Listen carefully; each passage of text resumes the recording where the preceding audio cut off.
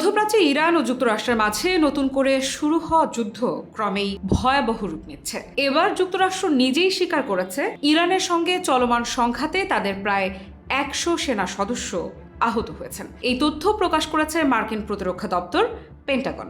আন্তর্জাতিক সংবাদ মাধ্যম CNN এর প্রতিবেদনে বলা হয়েছে, যুদ্ধ শুরুর পর এটি যুক্তরাষ্ট্রের সবচেয়ে বড় হতাহতের স্বীকৃতি।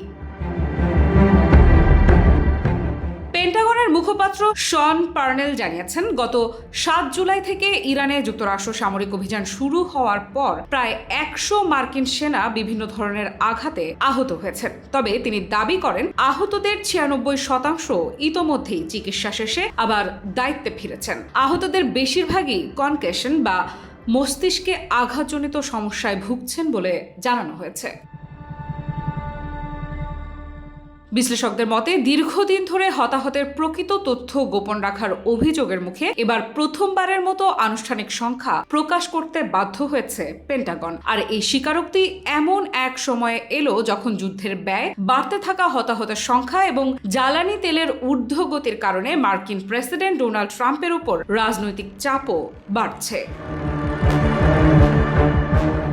এদিকে পেন্টাগন এরই মধ্যে জর্ডানে ইরানি হামলায় নিহত 2 সেনার পরিচয়ও প্রকাশ করেছে। তারা হলেন হাওয়াইয়ের টাইলার জেমস ফিহান এবং টেক্সাসের ইসাবেলা গঞ্জেলেস। একই হামলায় নিখোঁজ আরেক সেনার মরদেহ উদ্ধারে চলছে অভিযান। পাশাপাশি মার্কিন সেন্টকম জানিয়েছে, উত্তর ইরাকেও আরও এক মার্কিন সেনা নিহত হয়েছেন। অন্যদিকে যুদ্ধক্ষেত্রে হামলা পাল্টা হামলার মাত্রাও বেড়েই চলেছে। হরমুজ প্রণালীতে বাণিজ্যিক জাহাজ চলাচল ব্যাহত করার ইরানের সক্ষমতা কমিয়ে দিতে মার্কিন সেন্টকম তাদের ধারাবাহিক বিমান হামলার 10ম ধাপ সম্পন্ন করেছে বলে দাবি করেছে। JBS হোল্ডিংস লিমিটেড এর জবাবে ইরানের ইসলামিক রেভলিউশনারি গার্ড ক্রপস বা IRGC দাবি করেছে, তারা বাহরাইনে থাকা মার্কিন সামরিক স্থাপনা এবং একটি গুরুত্বপূর্ণ ডাটা সেন্টার লক্ষ্য করে হামলা চালিয়েছে। একই সময়ে ওমান উপকূলে একটি তেলবাহী ট্যাঙ্কার ক্ষেপণাস্ত্রের আঘাতে ক্ষতিগ্রস্ত হয়েছে।